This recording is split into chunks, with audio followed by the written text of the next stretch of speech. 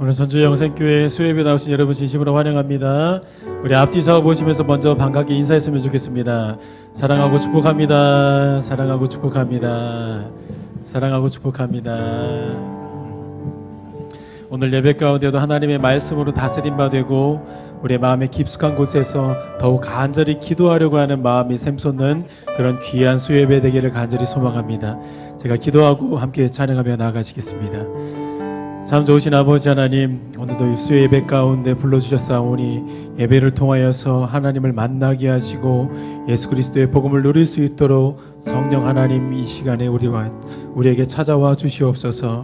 우리와 함께하고 계시는 그 성령으로 말미암아 이 시간에 하나님을 보게 하여 주시고 다시 한번 우리의 환경을 바라보는 것이 아니고 믿음의 눈을 들어서 담대하게 예수 그리스도를 믿음으로 나아갈 수 있는 결단의 시간 되어줄 수 있도록 축복하여 주시옵소서.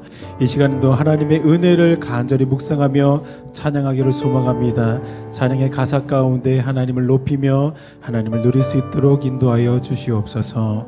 예수님의 이름으로 기도합니다. 아멘.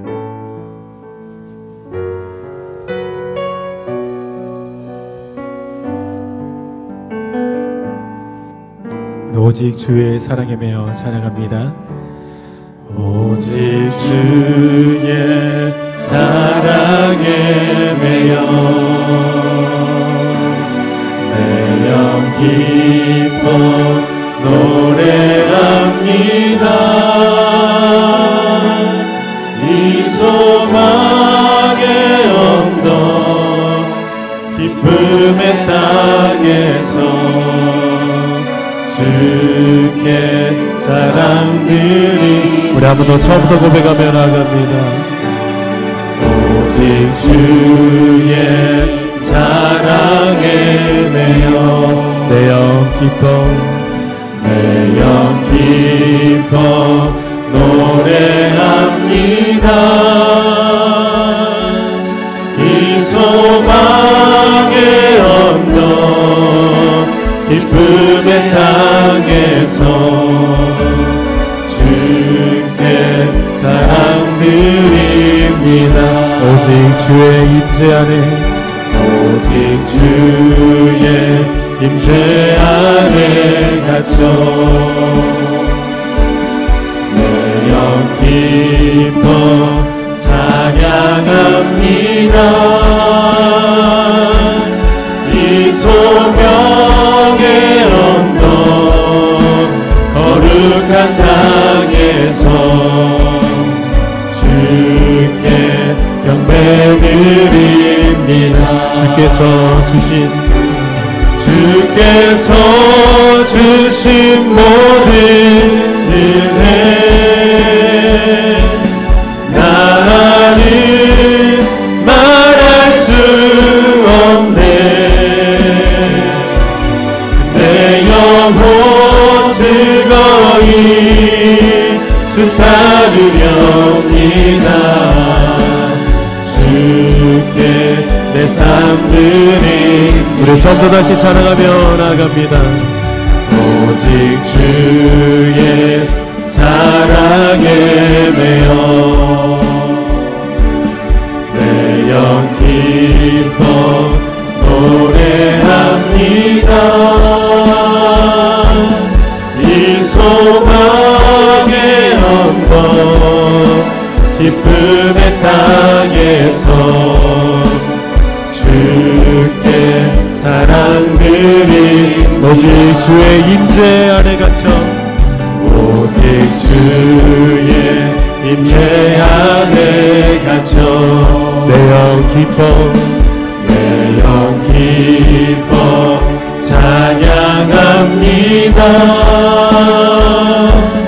이 소명의 언덕 거룩한 땅에서 주께 경배드리. 주님의 은혜를 묵상하며 찬양합니다. 주께서 주신 모든 은혜 나는 말할 수 없네. 내 영혼 즐거이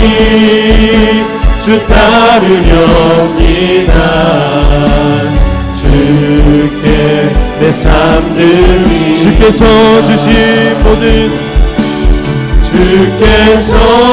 주신 모든 은혜는 나는 말할 수 없네. 내 영혼 즐거이 주 따르렵니다. 주께 내 삶. 우리 한 번 더 고백하며 나아갑니다. 주께서 주신 모든 은혜 나는 말할 수 없네. 내 영혼 즐거이 주 따르렵니다. 주께 내 삶들. 우리 한 번 더 고백합니다. 주께서 주신 모든 은혜 나는 말할 수 없네. 내 영혼 즐거이 주 따르렵니다. 주께 내 삶들입니다. 주께 내 삶들입니다. 주께 내 삶들입니다.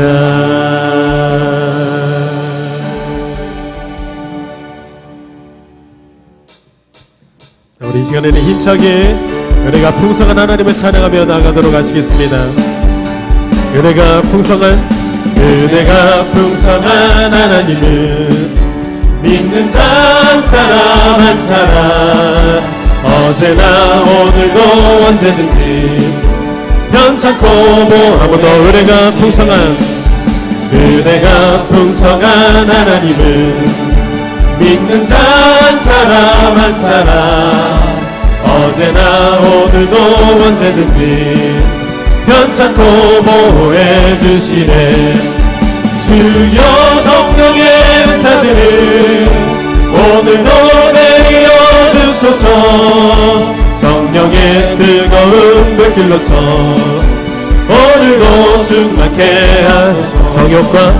정욕과 죄악에 물든 맘을 성령의 불길로 태우사 정결케 하소서. 태우소서. 깨끗게 하여 주옵소서. 주여 성령의 은사들을 오늘도 내려 주소서. 성령의 뜨거운 불길로서 오늘도 충만케 하소서.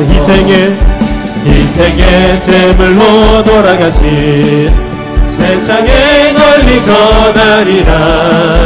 구속의 은혜를 내리시사 오늘도 구원해 줍소서. 주여 성령의 은사들을 오늘도 내려 주소서. 성령의 뜨거운 불길로서 오늘도 충만케 하소서. 주님의 깊으신 은혜만을 세상에 널리 전하리라. 하늘의 능력과 권세로서 오늘도 은혜 주옵소서. 주여 성령의 은사들을 오늘도 내려 주소서. 성령의 뜨거운 불길로서 오늘도 충만케. 주여 성령의 은사들을 오늘도 내려 주소서. 성령의 뜨거운 불길로서 오늘도. 마지막으로 한 번 더 선포합니다. 주여 성령의 은사들을 오늘도 내려 주소서.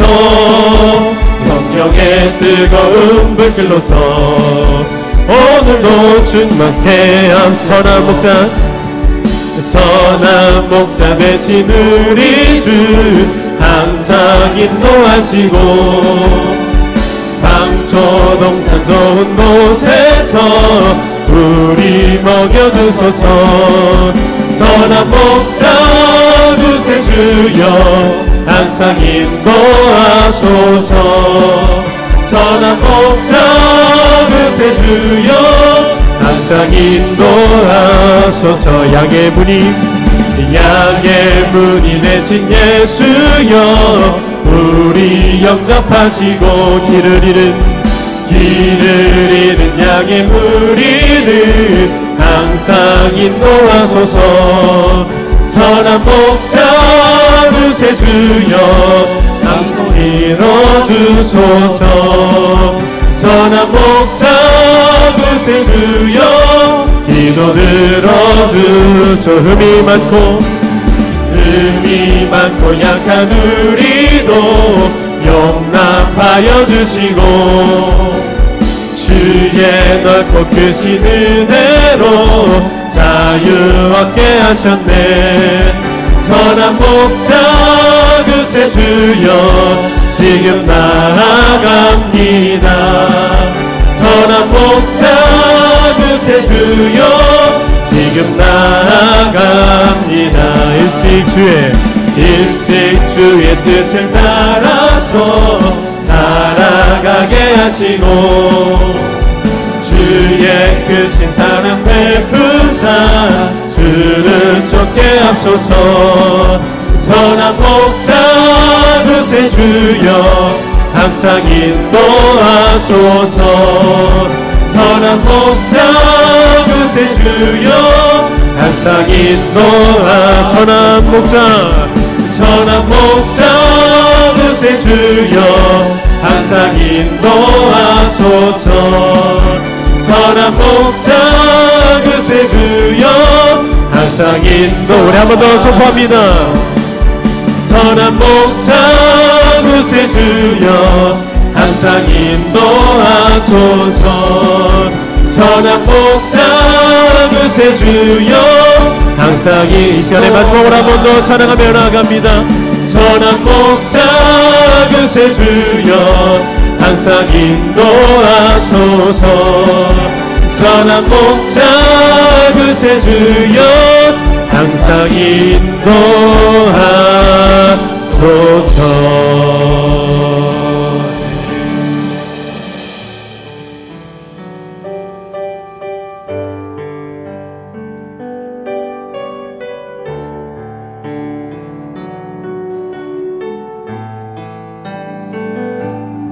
그 크신 하나님의 사랑, 그 크신 하나님의 사랑 말로 다 용 못하네. 저 높고 높은 별을 넘어 이 낮고 땅 위에 죄범한 영혼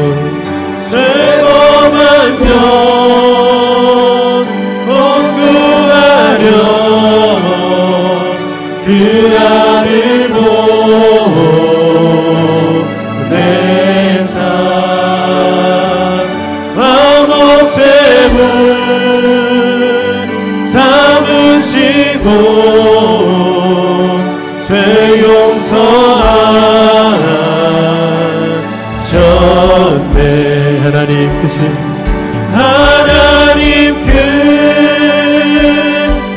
사랑은 증량나무 다면 영원히 변치 않는 사랑 성도여 찬양하세.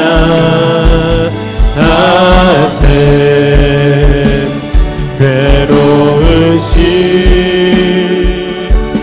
지나가고 땅 위에 화쇠할 때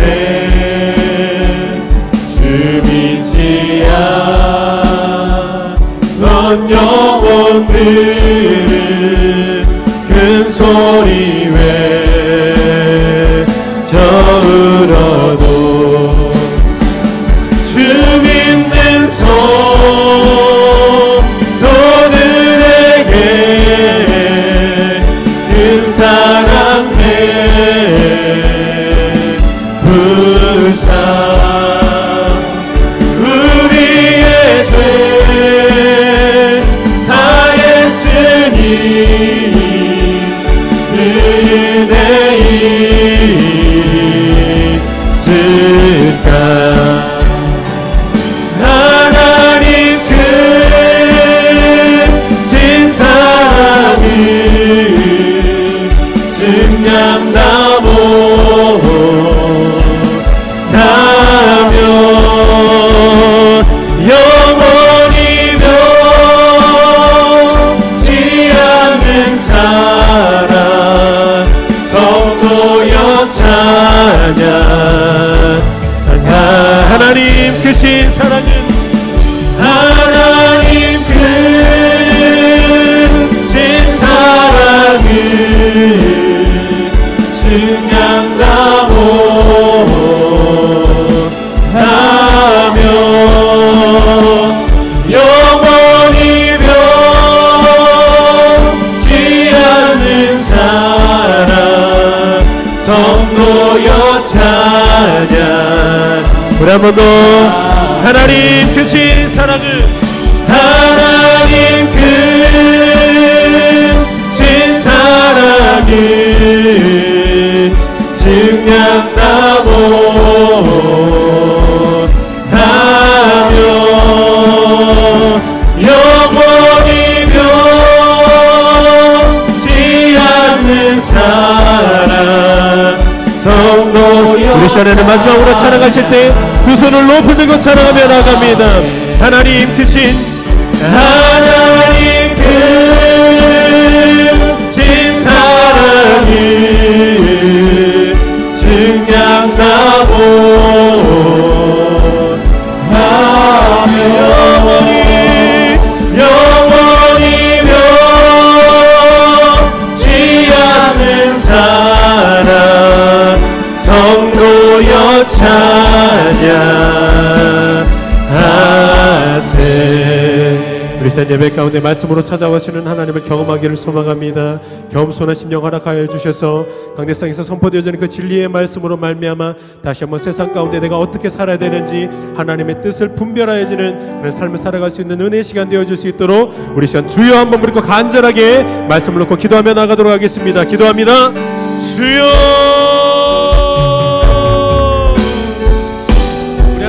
시간에도 말씀으로 역사하시는 하나님의 간절히 만나기를 소망합니다.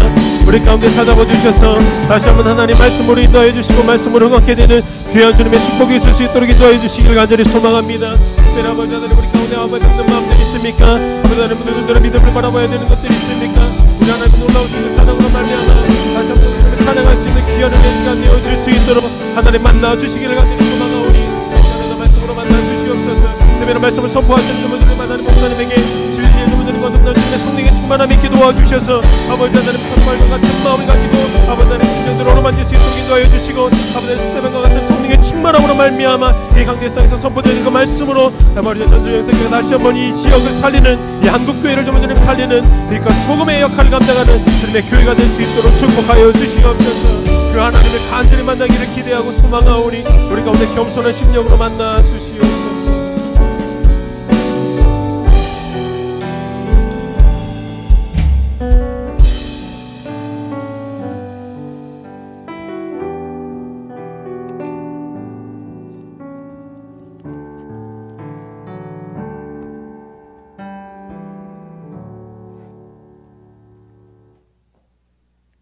기도드리겠습니다.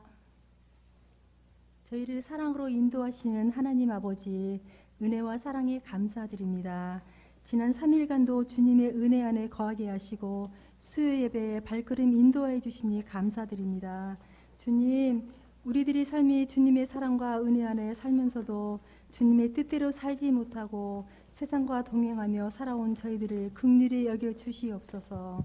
입술로는 나의 힘이 되신 여호와여, 내가 주님을 사랑합니다 하고 수없이 기도하지만 게으르고 나태하여 하나님 마음에 들지 못한 어리석음을 이 시간 고백하오니 용서하여 주시옵소서.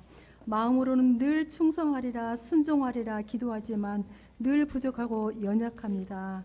주님, 저희들에게 성령 충만으로 믿음을 더하시사 하나님의 사랑으로 부족함 없는 저희들 되게 하여 주시옵소서. 주님, 이 나라 이민족을 위해 기도합니다. 이 나라 이민족을 불쌍히 여기시고 긍휼히 여겨 주시옵소서. 이 나라에 복을 허락하셔서 강하고 부강한 나라, 평화를 지킬 수 있는 힘 있는 나라로 세워 주시옵소서. 온 세상에 일어나는 사건과 사고, 침체되어가는 경제, 안보를 지켜 주시옵소서. 한치 앞을 내다볼 수 없는 세상을 살고 있는데 저희들 앞에 가로막고 있는 어두운 것들은 물러가게 하시고 어려운 경제에 시달리는 사람이 없도록 도와주시옵소서. 주님, 저희 영생교회를 사랑해 주시고 회복시켜 주시니 감사합니다. 하나님이 세우신 몸된 영생교회가 더욱 깨어 기도하게 하시고 주님이 살아계심을 깊이 체험하고 믿음의 용사들이 다 되게 하여 주시옵소서. 주님, 이 시간 단위에 세우신 김동훈 목사님을 축복하여 주시옵소서. 먼저 영육간의 간건함과 피곤치도 고단치도 않게 하여 주시고 육신의 건강도 함께 지켜주시고 은혜 충만하게 하여 주시옵소서. 또한 목사님께서 기도하시는 대로 모든 일이 형통하게 하시옵소서. 그리고 밤낮으로 애쓰시는 부목사님들과 전도사님들 가정에도 축복하시고 교회와 하나님을 섬길 수 있는 사모함을 주시옵소서. 주님, 이 시간 귀한 찬양으로 영광 돌리는 총여전도회의 찬양을 기뻐 받아주시옵소서. 감사드리며 사랑이 많으신 예수님의 이름으로 기도드렸습니다. 아멘.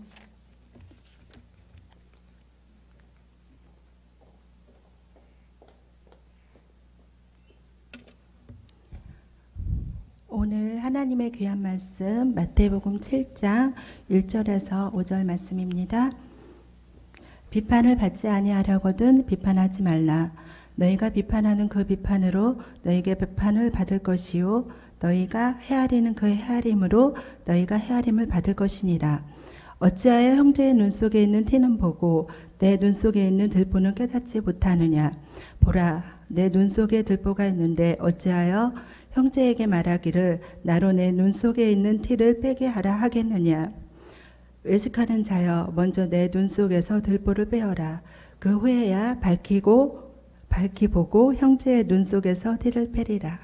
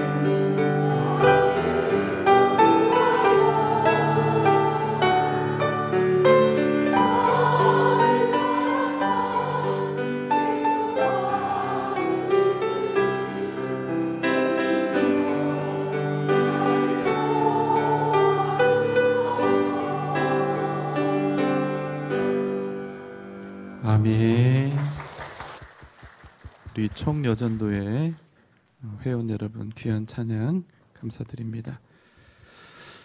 아름다운 만남이 있는 곳 카페일 공사가 잘 진행이 되고 있습니다. 오고 가시면서 여러분 많이 관심 가져주시고 또 기도도 많이 해주시기 바랍니다. 이번 주 금요일 토요일은 제자훈련 2학기 제자 수양회가 진행이 됩니다. 여러분께 기도를 부탁드리고요. 또 해당되시는 분들 또 잘 맞춰서 함께 참여해 주시기 바랍니다. 들으신 예물 위해서 우리가 함께 기도하겠습니다. 사랑과 은혜가 많으신 우리 주님, 주님 앞에 오늘 마음과 사랑과 정성을 다하여 귀한 예물을 올려드립니다. 주님의 인도하심에 감사드립니다. 하나님의 은혜에 감사드립니다. 영의 눈을 뜨게 도와주세요. 주님의 음성을 듣기를 잠잠히 기도합니다. 주의 은혜로 자녀, 손자들 온 가족 믿음을 주옵소서. 모든 것이 주님의 은혜입니다. 주님께 영광 돌리는 귀한 딸 되게 하여 주옵소서. 주님, 자녀들 그리고 친정 동생들 그들의 영혼을 구원하여 주옵소서. 하나님 아버지, 사랑하는 아들에게 빛을 비추사 하나님을 알게 하시고 주님과 동행하는 삶을 살아가게 하여 주옵소서. 교회를 사랑하는 마음으로 1만 성도 헌금을 드립니다. 또 변함없는 기도의 제목으로 하나님 앞에 1,000번째 예물로 나아갑니다. 하나님, 그 마음의 소원이 오늘 이 밤 이루어지게 하여 주시옵소서. 내가 가진 모든 것이 주님 주신 것, 주님의 것임을 믿음으로 고백하며 11조의 예물을 주님 앞에 드리오니 그 가정과 자녀들과 기업과 직장이 반드시 잘 되게 하여 주시고 그 귀한 가정이 창상함으로 넘치게 하여 주옵소서. 교육부 후원헌금을 하나님께 드립니다. 성령축제 후원헌금을 드립니다. 건축 헌금을 드립니다. 예수사랑 후원헌금을 드립니다. 선교 헌금을 드립니다. 하나님께서 기뻐하시는 목적을 이루기 위하여 이 귀한 예물 드린 그 가정과 그 손길을 기억하시고 하나님께서는 그 드린 손길 원하는 그 일들 그 뜻을 주님께서 이루어 주옵소서. 하나님 아버지, 오늘 말씀을 듣습니다. 말씀을 통하여 주님의 음성 듣게 하시고 또한 믿음으로 다시 한번 우리가 굳건히 서는 은혜를 허락하여 주시옵소서. 예수님의 이름으로 간절히 기도하옵나이다. 아멘. 우리가 계속해서 마태복음 강해를 함께 말씀으로 나누고 있습니다. 지난 시간까지 6장을 마쳤고 오늘은 마태복음 7장 1절로 5절의 말씀인데요. 특별히 오늘 본문은 타인과의 관계 혹은 공동체 속에서 지켜야 할 신앙인의 규례가 무엇인지에 대한 그런 말씀입니다. 7장 1절은 이렇게 시작이 되지요. 비판을 받지 아니하려거든 뭐 하지 말라? 비판하지 말라. 이 비판하고 비슷한 단어가 있는데 뜻이 완전히 다른 단어가 있습니다. 비판과 비난입니다. 정말 한 끗 차이인데요. 뜻은 완전히 다릅니다. 비판은 잘못된 점을 지적하는 것입니다. 때때로 꼭 필요한 일입니다. 이에 반해서 비난은 잘못된 점을 이유로 다른 사람들을 욕하는 것입니다. 이것은 죄를 짓는 것입니다. 그러니까 여러분, 비판과 비난은 되게 비슷한 단어처럼 보이는데 사실은 완전히 목적이 다른 것입니다. 비판은 그 한자의 의미 그대로 어떤 대상의 옳고 그름을 가린다는 뜻이고, 비난은 상대를 욕하기 위해서 남의 잘못이나 결점을 책잡는 것을 이야기하는 것입니다. 여러분, 공동체가 건강해지기 위해서는 건강한 비판은 반드시 당연히 있어야 합니다. 건강한 비판은 우리의 가정과 교회와 공동체를 바른 길로 인도해 가기 때문에 그렇습니다. 그렇다면 여러분, 건강한 비판은 무엇일까요? 그것은 나와 다른 의견을 가진 사람을 철저히 존중하는 비판입니다. 더 정확히 말씀을 드리면 나와 다른 의견을 가지고 있고 내가 생각하는 옳음과 또 나의 경험과 지식에 비추어서 어떤 사람이 혹은 상대방이 조금 모자란 그런 모습과 또 그런 상황들이 있어도 그 사람을 하나님의 형상으로 존중하면서 나의 의견을 제시하는 것입니다. 그럼 이것은 정말로 꼭 필요한 건강한 비판이 되는 것입니다. 만약 내가 누군가를 비판하거나 의견을 제시를 하는데 앞에 있는 누군가의 부족함을 의식하고 나와 다른 생각과 의견을 가지고 있다는 사실이 혹 내가 그 사람을 가볍게 여기고 내가 그 사람 앞에서 그 사람을 향해서 소리를 높이고 앞에 있는 사람을 무시할 수 있는 그런 이유가 된다면 그 사람의 비판은 더 이상 비판이 아니라 비난이 되는 것입니다.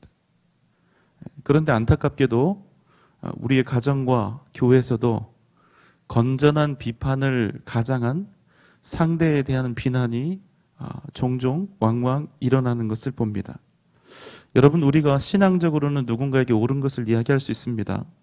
성경에 나와 있는 어떤 지식들, 그것들을 탁월하게 또 이야기할 수도 있고, 또 신학적이고 신앙적인 도구들을 가지고 또 옳고 그름에 대해서 이야기도 하고 토론도 하고 주장도 할 수 있습니다.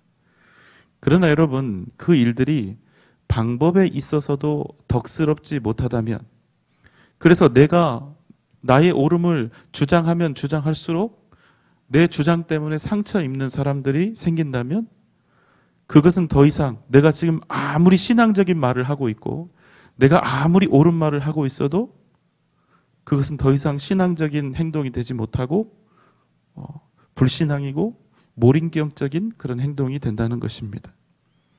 여러분, 우리가 신앙하고 신앙 인격을 거의 이렇게 같이 보는 경향이 있는데 사실 다릅니다. 물론 신앙이 자랄수록 우리의 신앙 인격도 함께 자라가지만 그럼에도 우리의 겉으로 보이는 그런 신앙과 신앙 인격의 수준은 전혀 다를 수가 있습니다.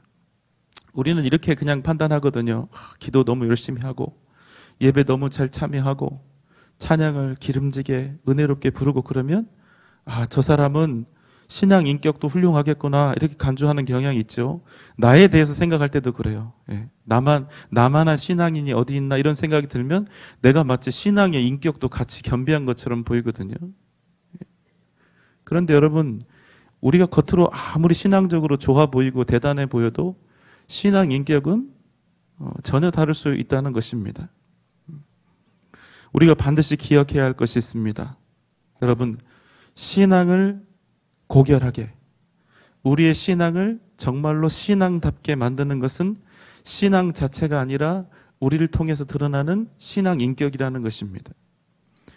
어떠한 신앙적인 깊이를 가지고 있는가, 어떻게 가지고 있는가 하는 것도 중요하지만 그 고귀한 신앙은 다른 사람을 어떻게 존중하고 있는지, 또 다른 사람을 어떻게 배려하고 있는지, 그 신앙 인격을 통해서 다른 사람들에게 살아있는 신앙으로 증거된다는 것입니다.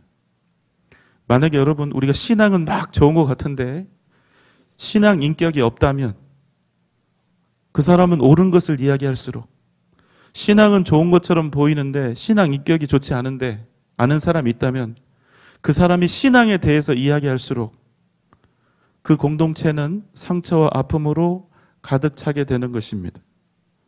왜냐하면 사랑 없는 비판, 인격적이지 못한 비판, 상대방을 배려하지 않는 비판은 반드시 상대에게 상처를 줄 수밖에 없기 때문입니다. 그래서 여러분, 비판은요, 그냥 비판이어서는 안 되고 반드시 앞에 붙어야 되는 수식이 있습니다. 사랑의 비판이어야 한다는 것입니다. 사랑으로 가득 찬 비판. 여러분, 한번 곰곰이 생각해 보십시오. 우리가 교회에서도 그럴 수 있지만 가정에서도 다툼이 가끔 일어날 때가 있죠. 다툼이 일어난 이유가 여러분 무엇 때문이었습니까? 단지 의견이 다르다고 해서 다툼이 일어날까요? 그렇지 않습니다. 단지 누군가가 실수를 했거나 어떤 중요한 일을 실패했기 때문에 그 일 때문에 다툼이 일어날까요? 그렇지 않습니다. 다툼이 일어나는 진짜 이유는 그 자리에 선함이 없어서, 의로움이 없어서, 실패가 있어서 그런 것이 아니라 사랑이 없어서 문제가 일어나는 것입니다. 잘못된 일이 있거나 바로 잡아야 될 일이 있으면 당연히 우리 중에 누군가는 그 부분에 대해서 용기를 가지고 한 번쯤은 상대를 사랑하는 마음과 인격적인 방법을 통해서 한 번쯤은 짚어주는 것이 필요합니다. 그런데 여러분, 그런 일이 일어났을 때 어떤 사람들은 그 일을 막 자처하고 내가 하겠다고 막 나서죠. 왜냐? 나는 의로운 사람이니까. 이 부분에 대해서 나는 경험도 많고 나는 할 말도 많고 나는 얼마든지 말할 수 있는 나는 권위가 있다고 생각하니까요. 그런데 여러분, 내가 지금 나서서 누군가에게 이렇게 비판을 해야 하는 이유가 바로 제가 지금 방금 전에 말씀드린 것이 이유라면 반드시 그 사람의 발언은 다른 사람들에게 다툼과 상처를 만들어낼 수밖에 없다는 것입니다. 여러분, 우리에게 비판이 왜 필요한 줄 아십니까? 비판이 왜 필요할까요? 아까 건강한 비판은 꼭 필요하다고 말씀드렸는데 정의를 이루기 위해서요? 잘못된 것을 따끔하게 바로잡기 위해서요? 여러분, 그렇지 않습니다. 만약에 우리가 누군가의 잘못을 지적해야 한다면, 만약에 우리가 누군가를 비판해야 한다면 그 근본 이유와 목적은 오직 하나여야 합니다. 그 사람을 사랑해서, 그 사람을 위해서, 상대방의 삶이 믿음 안에서 온전히 바로 서기를 바라는 애타는 심정으로, 여러분, 우리의 조언과 비판이, 지적이 오직 사랑에서 출발하지 않으면 모든 비판과 지적은 반드시 선이 아니라 악을 만들어 낼 수밖에 없다는 것입니다. 나는 지금 옳은 말을 하고 있다. 그래서 나는 당당하다, 강력하다. 나는 지금 바른 것을 주장하고 있다. 그래서 나는 떳떳하다, 담대하다. 나는 지금 잘못된 것들을 바로잡아야 한다. 여러분, 이게 목적이 되면 안 된다는 것입니다. 그러면 자기 의밖에 드러내는 게 아닙니다. 물론 이렇게 막 강력하게 주장을 하고 다른 사람의 잘못에 대해서 신랄하게 비판하는 사람이 있으면 겉으로 보이는 부분에서 잘못을 한 사람은 창피를 당하게 되고 또 처벌을 받게 되고 겉으로는 정의 사회 구현이 된 것처럼 보이지만 최소한 절대로 그 사람은 예수님께 사랑을 받은 신앙인으로서는 주님의 방법, 그 사랑의 근거를 둔 그런 믿음의 사람의 그런 삶의 태도나 방식은 전혀 아니라는 것입니다. 잘못을 저지른 그 사람의 영혼을 구하고 세우는 일에는 완전히 실패해버렸기 때문에 그래요. 더 나아가 실패 정도가 아니라 죄를 지은 겁니다. 악을 행한 거예요. 만약에 진정한 사랑이 없이 누군가를 지적하고 비판하는 사람이 있다면 정확히 오늘 우리가 함께 나눌 말씀이 해당되는 거니까 우리 스스로 한번 자기를 되돌아보면서 오늘 말씀을 함께 나누기를 원합니다. 마태복음 7장 1절로 2절의 말씀입니다. 비판을 받지 아니하려거든 비판하지 말라. 너희가 비판하는 그 비판으로 너희가 비판을 받을 것이요 너희가 헤아리는 그 헤아림으로 너희가 헤아림을 받을 것이니라. 오늘 이 주님의 말씀은 당시 유대 사회에 만연했던 악습을 배경으로 하고 있는데요. 당시 유대인들은 틈만 나면 셀 수도 없는 수많은 율법과 계율들을 스스로 만들어서 그것을 가지고 형제를 비판하고 또 정죄했습니다. 그런 이유로 신앙이라고 하는 그 옷을 입은 그 가면을 쓴 이 사람들이 만든 계율 그리고 율법 그것 때문에 많은 사람들이 상처를 입게 된 것입니다. 그들을 향해서 주님이 말씀을 하시는 겁니다. 비판을 받지 않으려 하거든 비판하지 말라.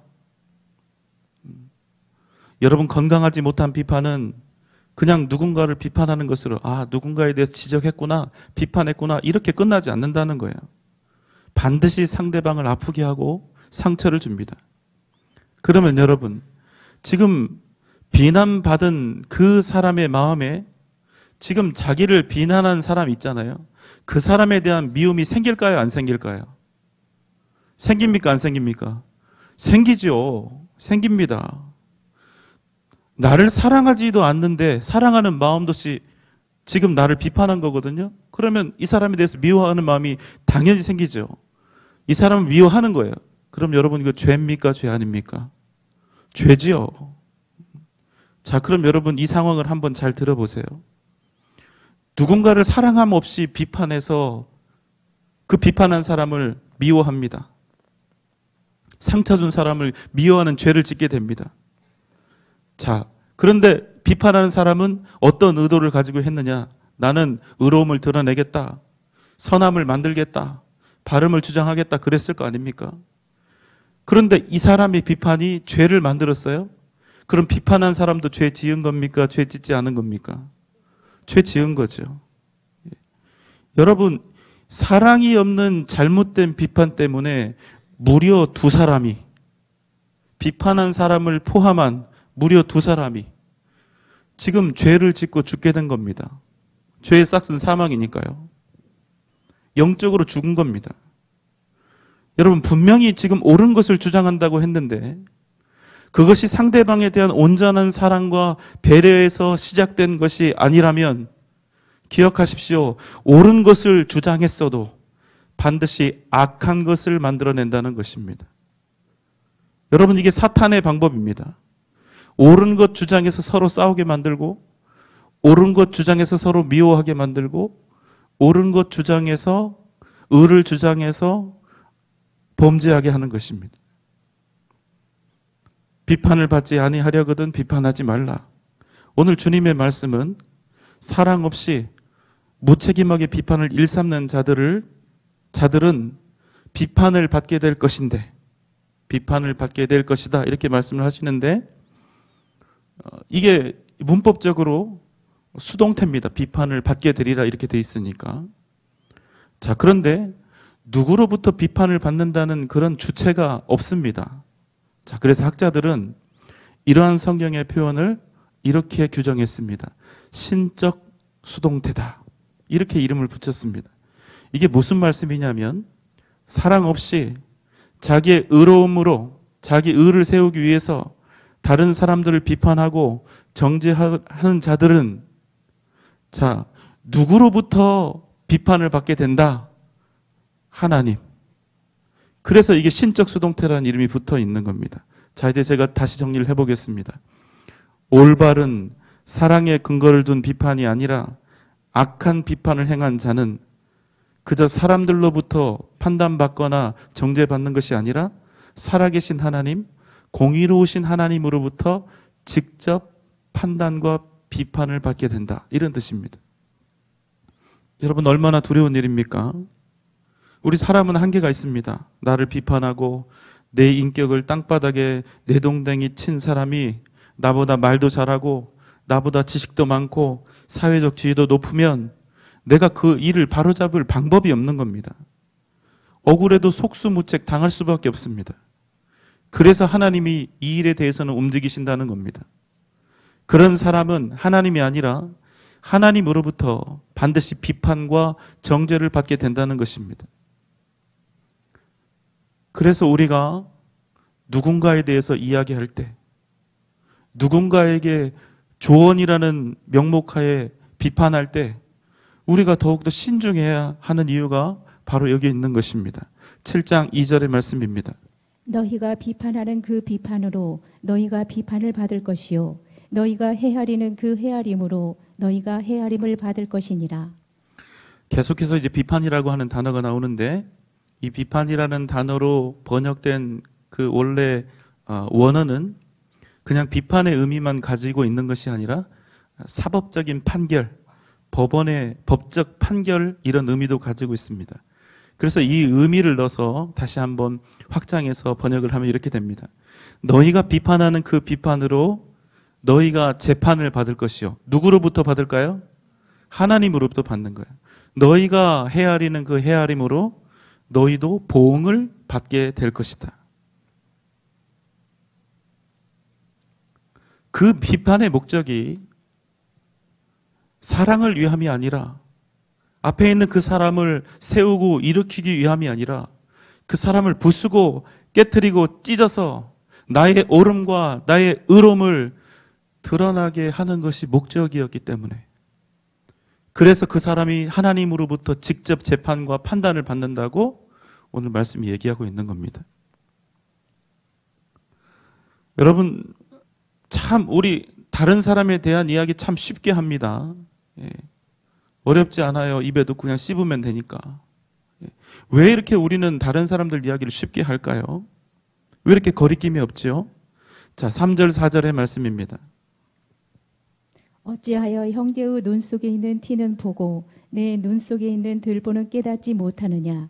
보라, 내 눈 속에 들보가 있는데 어찌하여 형제에게 말하기를 나로 내 눈 속에 있는 티를 빼게 하라 하겠느냐? 왜 이렇게 우리는 쉽게 다른 사람들을 판단하는가? 그 이유는 형제의 눈 속에 있는 무엇은 보고, 티는 보고, 자기 눈 속에 있는 뭐는 못 본다. 들보는 보지 못하기 때문입니다. 자기 들보가 안 보이니까, 들보같이 큰 죄가 안 보이니까 형제의 눈 속에 있는 티를 비판하고 비난도 할 수 있다고, 나는 그럴 수 있다고 그렇게 착각을 하는 것입니다. 나한테는 아무런 죄가 없고 나는 의로운 사람이라고 생각하니까요. 자, 다 아시겠지만 참고하시라고 들보 이미지를 한번 보여드리겠습니다. 네, 저기 써 있죠. 예, 저게 들보입니다. 기둥과 기둥 사이를 위에서 가로지르고 있는 것이 들보인데요. 예, 지붕 전체를 받치고 있는 겁니다. 자, 집을 떠받치고 있는 겁니다. 자, 그런데 저렇게 어마어마한 것을 주님은 눈에 잘 보이지도 않는 티와 대조시켜서 말씀하고 있는 것입니다. 상대방에게 있는 조그마한 잘못이나 흠을 찾는 데는 너무나 빠르고 정확한 사람이 그보다 훨씬 더 큰 허물과 죄악을 가지고 있는 자기 자신에 대해서는 도무지 모른다는 거예요. 거기다 이 사람은 어떤 사람입니까? 형제에 대한 사랑도 없어서 그저 가혹한 비난만 계속해서 한다는 것입니다. 그런 비뚤어진 마음으로 형제를 향해서 비판과 비난을 멈추지 않는 이들을 향해 주님께서 말씀하시는 거예요. 봐라, 너의 눈 속에 이렇게 큰 들보가 있는데 너는 어찌해서 나로 형제의 눈 속에 있는 티를 빼게 하라 하느냐? 너의 눈 속에 들보 같은 죄가 있는데 넌 어찌해서 티와 같이 작은 형제의 허물을 비판하고 있는가? 비난하고 있느냐?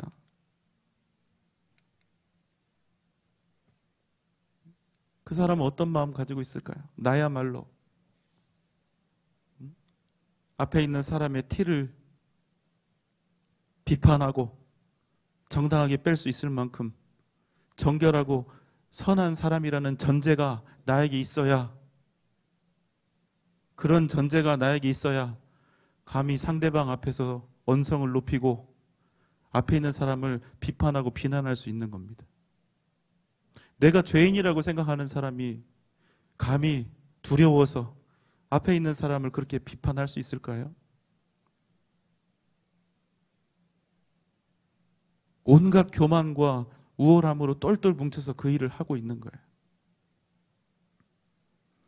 다른 형제의 작은 잘못이나 연약함, 교리적인 오류에 대해서는 그 누구보다 예리하게 지적하기를 멈추지 않으면서도 자기가 가지고 있는 더 큰 죄악, 마치 들보와 같은 큰 흠에 대해서는 깨닫지 못하는 사람이 많다는 것입니다. 그래서 주님께서 이 영적 무지에 대해서 엄히 경고하고 계시는 것입니다. 7장 5절의 말씀입니다. 외식하는 자여, 먼저 내 눈 속에서 들보를 빼어라. 그 후에야 밝히 보고 형제의 눈 속에서 티를 빼리라. 외식하는 자여, 이렇게 부르고 있죠. 그런데 이 외식하는 자여, 이 외식하는 자의 또 원어를 살펴보면 이 뜻이 연극 배우라는 뜻을 가지고 있습니다.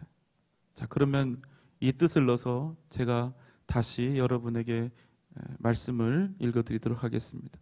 외식하는 자여, 더 이상 의로운 척, 선한 척 연극하지 말라. 남에게 보이기 위해서, 너의 의로움을 드러내기 위해서 더 이상 다른 형제를 비판하거나 비난하지 말라. 하나님은 네가 연극하는 것, 쇼하는 것 다 알고 계신다. 너의 연기하는 것 버리고 먼저 너의 눈 속에 있는 들보, 먼저 너에게 있는 큰 죄악을 회개하고 그 후에야 형제의 눈 속에 있는 틀을 빼거라. 내 눈 속에 있는 들보를 또 내 죄악을 회개한 후에야 비로소 다른 이가 가지고 있는 그 티 같은 죄가 정직하게 보인다는 것입니다. 결국 어떤 사람이 다른 사람을 건강하게 비판할 수 있겠습니까? 먼저 나의 들보 같은 죄와 허물에 대한 인식과 회개가 있는 사람, 그리고 무엇보다 상대방에 대한 사랑이 있어야 합니다.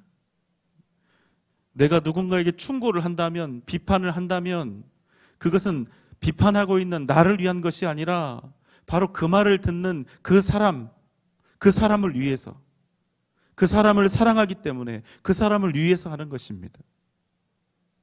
이게 없으면 안 해야 합니다. 마음에 안 들고 심지어 앞에 있는 사람이 틀렸고 잘못되었더라도 여러분 최소한 여러분의 가정과 교회에서는 아무 말씀도 하지 마십시오. 그럼 누가 하냐고요?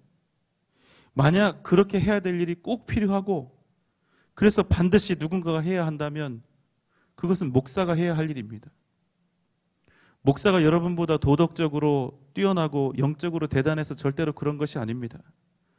저보다 훨씬 더 훌륭한 인격과 신앙을 가진 성도님들이 우리 교회는 정말로 많이 있습니다. 그러나 그 일을 굳이 그래도 목사가 해야 하는 이유는 하나님이 목사에게 주신 사명과 권능 때문입니다. 여러분 한번 생각해 보세요. 저를 비롯해서 우리가 다 부족한 죄인들 아닙니까? 그런데 우리가 서로를 향해서 잘잘못을 평가하고 자유롭게 막 비판을 한다고 생각을 해 보십시오. 그러면 여러분 우리 공동체가 박살이 나는 것입니다.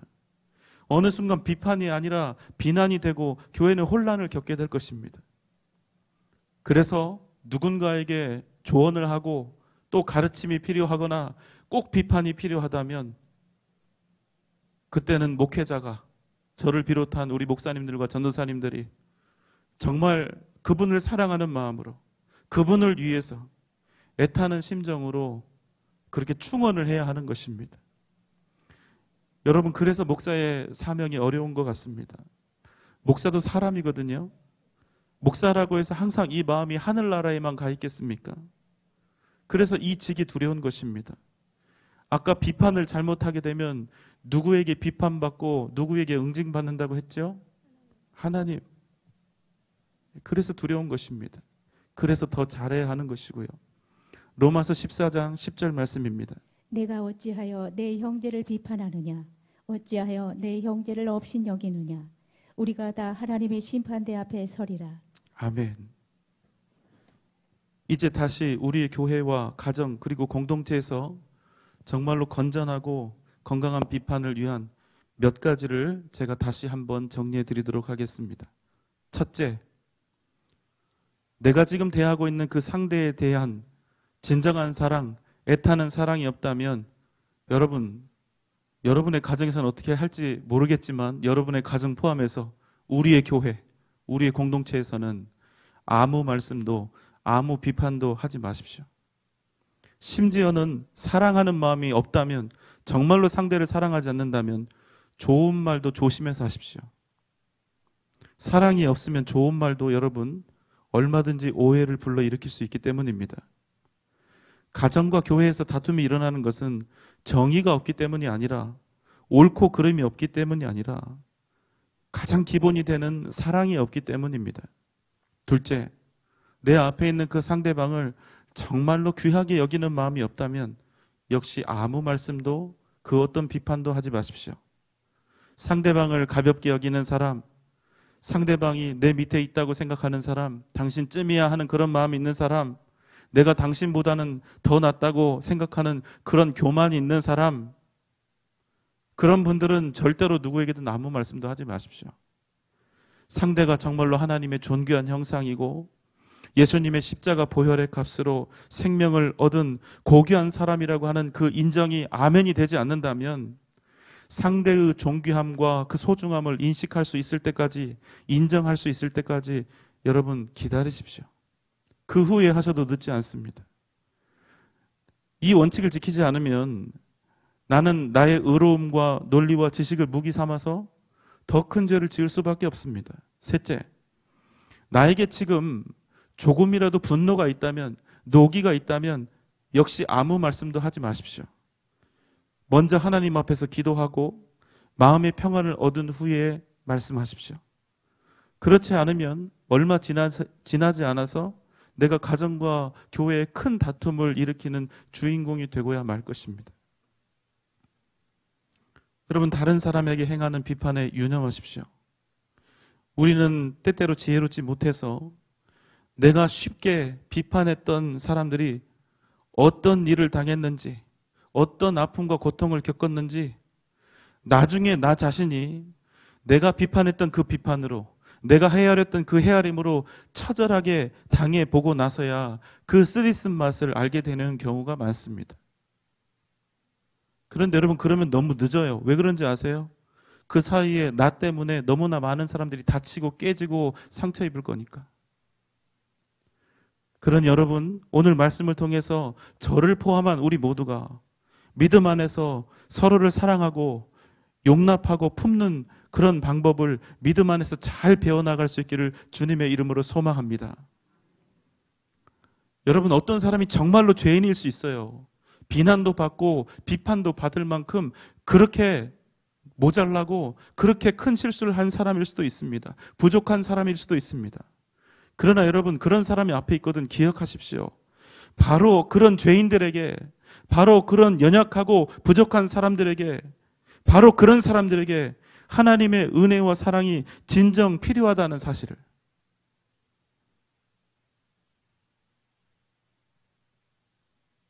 여러분, 우리 사실 같은 처지 아닙니까? 이 중에 의인이 누가 있습니까? 앞에 있는 저를 포함해서 다 죄인이 아닙니까?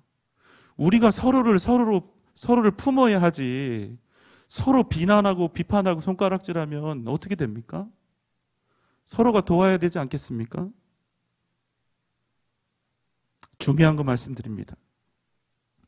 비판에 익숙한 사람은 절대로 행복할 수가 없습니다. 왜냐하면 그 사람의 시선은 항상 좋은 일이 아니라 어떤 일? 나쁜 일을 찾을 수밖에 없어요. 왜? 비판하기를 좋아하니까. 무슨 실수가 있는지, 뭐가 잘못되었는지, 뭐가 모자란지 계속 그것만 찾는 겁니다. 또 그런 사람 곁에는 따뜻하고 부드러운 사람들은 남아있지를 못해요. 무서워서 옆에 있을 수가 없는 거예요. 그래서 비판하기 좋아하는 사람들은 비판하기 좋아하는 친구들만 남습니다. 여러분, 우리 인생이 길어봤자 이제 뭐 80년, 90년, 100년인데 지나가는 거 아닙니까? 슉 하고. 그런데 좋은 것만 보고 좋은 말만 생각하고 서로 좋은 것만 나눠도 시간이 넉넉하지 않은, 그리 길지 않은 시간인데요. 그런데 이런 비판적인 생각과 이런 라이프 스타일을 가지고 부정적인 이야기로 삶을 채우게 되면 여러분, 절대로 그 사람이 영적으로 건강할 수가 없습니다. 영적으로 반드시 피폐해지고 그런 인생을 행복할 수가 없는 것입니다. 물론 그렇게 비판하는 거 좋아하는 사람들끼리 모이면 신나게 대화가 될 것입니다. 다른 사람 비판하고 잘못된 거 지적하고 씹어대는 일보다 여러분 재밌는 일 별로 없습니다. 그리고 이런저런 이야기를 나누면서 마치 이게 가정을 위한 것이고 교회를 위한 것이라고 그렇게 착각도 할 것입니다. 그러나 여러분 생각하세요. 정말로 그 안에서 비판하고 있는 그런 모임이 있는데 그 안에 정말로 나와 다른 생각을 가진 사람들, 내가 지금 비판하고 있는 그 사람들에 대한 진정한 사랑과 존중과 배려가 있는지, 그 비판이 그 사람들을 위해서 하고 있는 예수님 닮은 비판인지, 그러한 건강한 비판이 있는지, 우리 가슴에 손을 얹고 한번 솔직히 생각해 보자고요. 그러지 않으셨을걸요? 절대로 그럴 수 없었을걸요? 사랑하는 여러분, 그러니까 기억하십시오.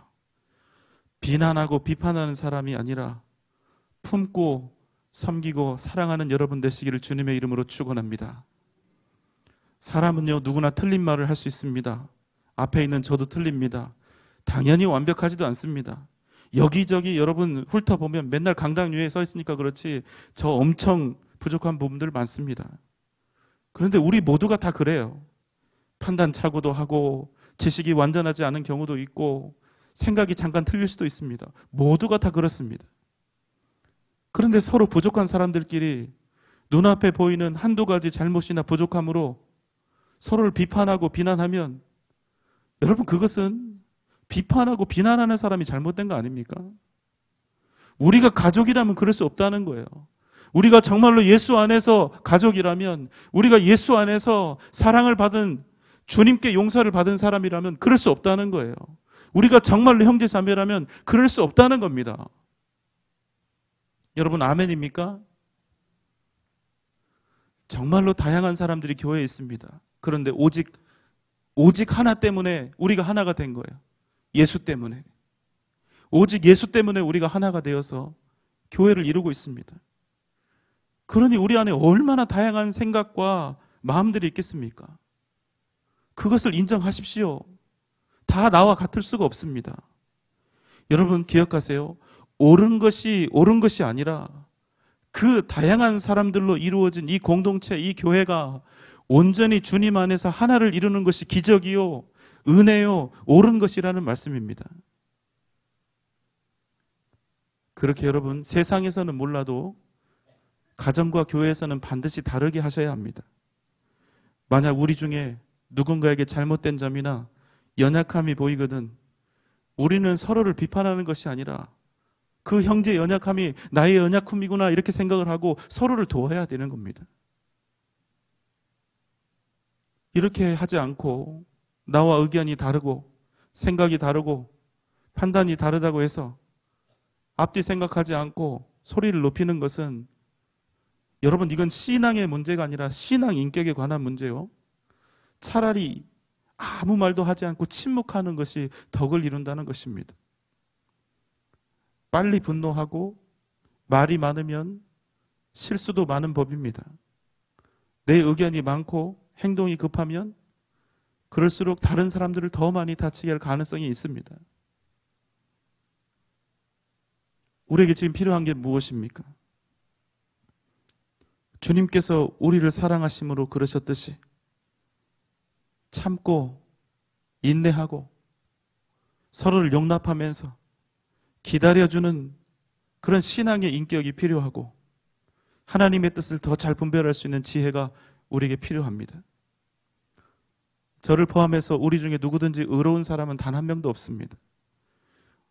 오직 주님의 용서하심과 그 용납하심을 인하여 우리가 거저 구원과 생명을 얻었을 뿐입니다.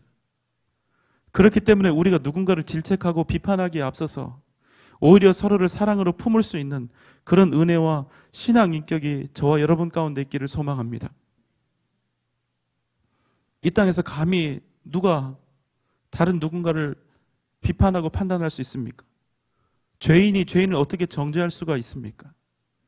그저 우리는 주님 앞에서 겸손하고 또 형제 자매 앞에서 겸손하고 항상 회개하고 항상 내 앞에 있는 형제 자매를 품고 귀한 가정과 교회, 우리의 공동체를 그저 믿음으로 지켜가는 것. 우리가 무슨 막 대단한 세상에서 어떤 일을 해서 엄청 어떤 역사적인 사건을 이루어서 하나님께 영광을 돌리는 게 아니라 우리의 가정과 우리의 교회를 아름답게 섬기며 하나로 만들어가는 것이 우리에게 주어진 가장 중요한 사명이 아니겠습니까? 사랑하는 여러분, 우리 눈 속에 있는 들보를 먼저 자각하고 인정할 수 있는 은혜. 그래서 비록 나에게는 그 들보가 흠이고 부족함이지만 나의 들보를 바라보면서 내 겸손하고 또 다른 사람을 낮은 마음으로 사랑할 수 있는, 그래서 아름다운 공동체, 아름다운 가정과 교회를 이루어가는 복되고 아름다운 믿음의 길로 나아가는 저와 여러분 되시기를 주님의 이름으로 축원합니다. 기도하겠습니다. 사랑과 은혜가 많으신 주님, 우리로 겸손하게 하시고 우리 안에 있는 들보를 깨닫고 곁에 있는 형제 자매들 겸손함으로 품고 용납하며 섬기게 하여 주옵소서. 비판보다는 서로가 하나가 되어서 예수 안에서 아름다운 가정과 교회를 믿음으로 이루어가는 우리들 모두 되게 하여 주시옵소서. 예수님의 이름으로 간절히 기도하옵나이다. 아멘.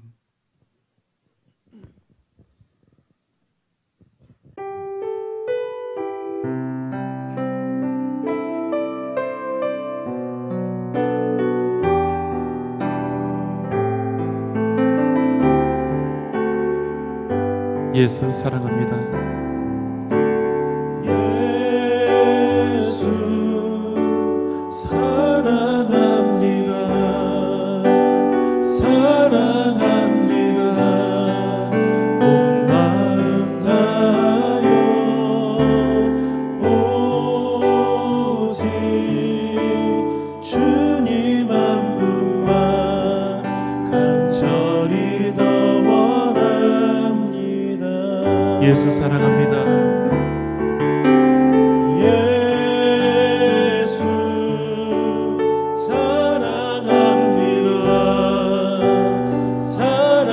사랑합니다. 온 마음 다하여 오직 주님 한 분만 간절히 더 원합니다. 넘쳐나네 넘쳐나네 넘쳐나네 주를 향한 내 속의 갈망이 주님께로 날 이끌어 주소서. 주님을 더 원합니다. 넘쳐나네 넘쳐나네 넘쳐나네 주를 향한 내 속의 갈망이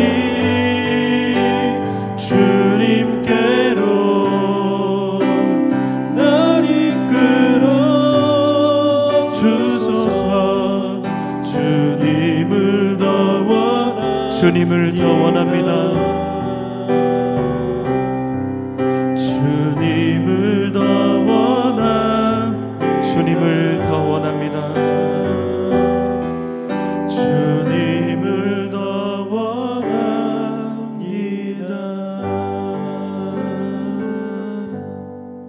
이제는 우리를 죄와 사망의 권세에서 구원하신 우리 주님 예수 그리스도의 크신 은혜와 하나님의 무한하신 사랑하심과 성령님의 감화 감동 역사하심과 그 충만하신 은혜와 은총이 주 앞에서 겸손하기를 원하며 또 내 속에 있는 들보를 먼저 바라보고 회개하며 온전한 낮아짐과 겸손함으로 사랑하는 형제 자매들을 품고 섬기며 용납하며 그렇게 우리 아름다운 가정과 교회와 공동체를 이루어갈 것을 다짐하며 결단하는 우리 사랑하는 전주 영생교회 모든 성도들의 머리 위에 또 이 시간 함께 예배드리고 있는 모든 주의 권속들 위에 각 가정과 자녀들과 허락하신 직장과 기업 위에 사랑하는 우리 교회와 한국교회의 미래 위에 이 나라 이 민족 세계 선교 위에 지금부터 영원토록 함께 계실지어다. 아멘.